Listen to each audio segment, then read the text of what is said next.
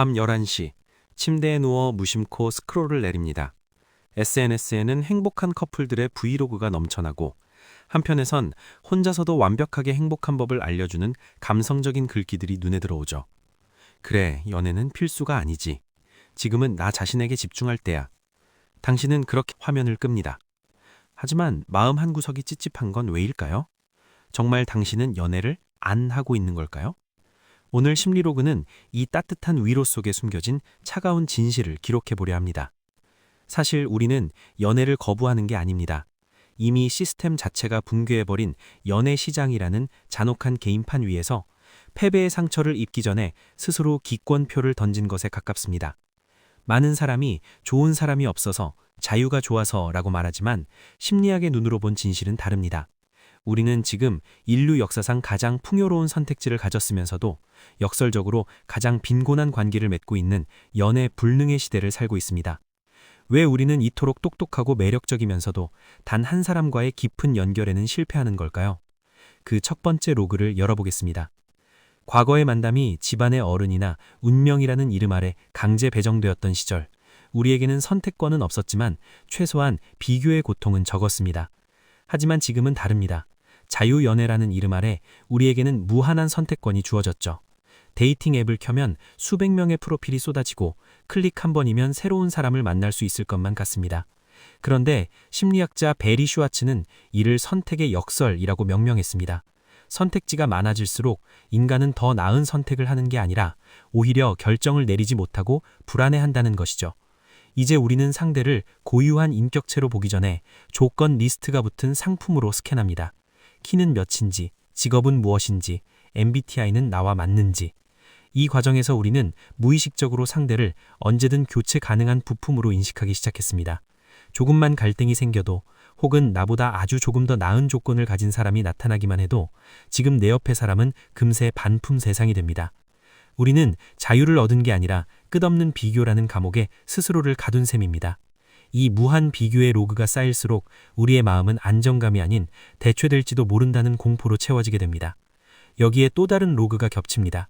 SNS, 즉 소셜미디어가 우리의 설렘 기준치를 완전히 다시 씻은 것입니다.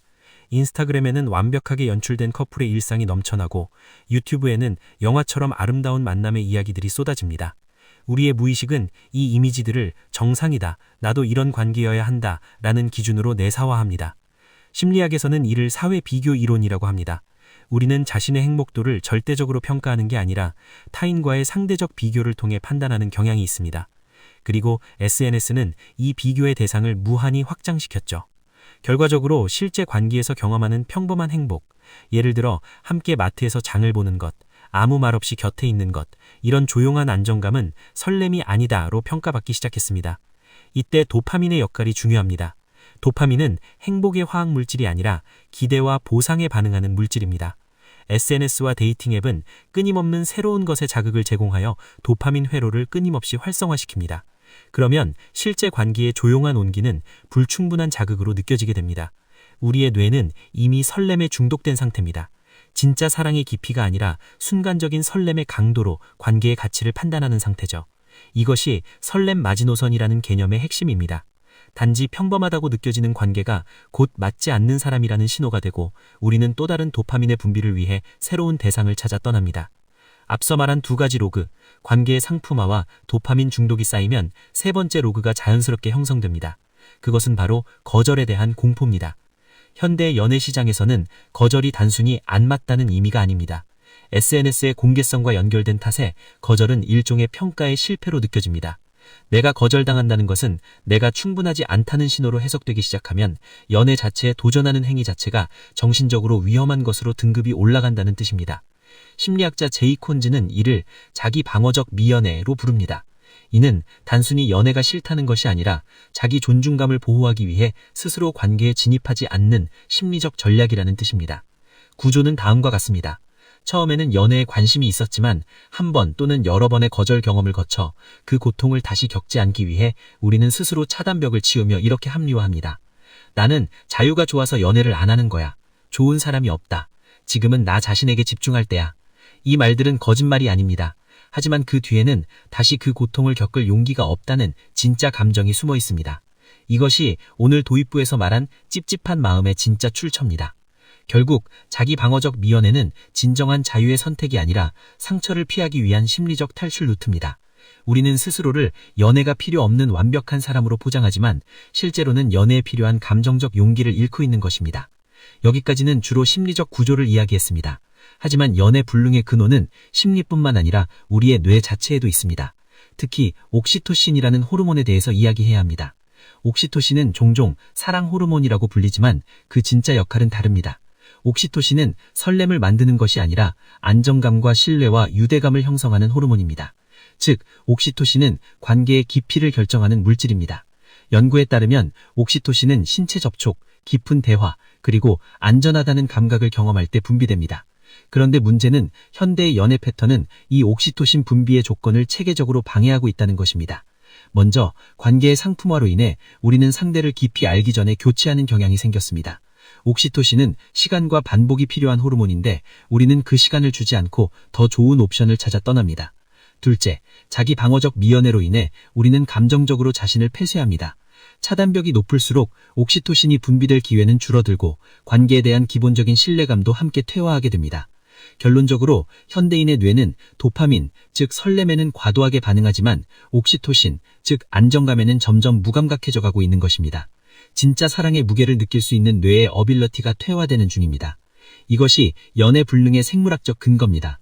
우리는 사랑을 원하지 않아서가 아니라 사랑을 느낄 수 있는 신경회로 자체가 점점 약해져 가고 있기 때문입니다. 지금까지 우리는 연애 불능의 구조를 세 가지 록으로 파악했습니다. 관계의 상품화, 도파민 중독과 설렘 마지노선의 왜곡과 거절 공포에서 비롯된 자기 방어적 미연애, 그리고 이 세 가지가 옥시토신 회로를 체계적으로 약화시키고 있다는 것까지. 그러면 이 왜곡된 로그를 어떻게 바로잡을 수 있을까요? 세 가지 핵심 아이디어를 제안합니다.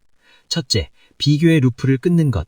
데이팅 앱과 SNS로부터 의도적으로 거리를 두는 것이 필요합니다. 무한한 선택지 안에서 완벽한 상대를 찾는 것은 환상입니다. 관계는 발견이 아니라 가드닝, 즉 가꾸는 과정입니다. 둘째, 평범함을 재평가하는 것. 설렘은 관계의 시작일 수 있지만 관계의 본질은 아닙니다. 옥시토신이 만드는 조용한 안정감, 즉 곁에 있는 것 자체에서 느껴지는 안도감을 사랑의 진짜 신호로 재정의해야 합니다. 셋째, 감정적 용기를 다시 기르는 것. 거절의 고통은 피할 수 없습니다. 하지만 그 고통을 내가 충분하지 않다는 증거로 해석하는 것은 왜곡된 로그입니다. 거절은 단순히 이 사람과는 아니다 하는 정보일 뿐입니다. 결국 연애 불능은 개인의 실패가 아닙니다. 시스템, 즉 기술과 미디어와 사회 구조가 우리의 관계 능력을 체계적으로 약화시킨 결과입니다. 하지만 그것이 곧 변할 수 없다는 의미는 아닙니다.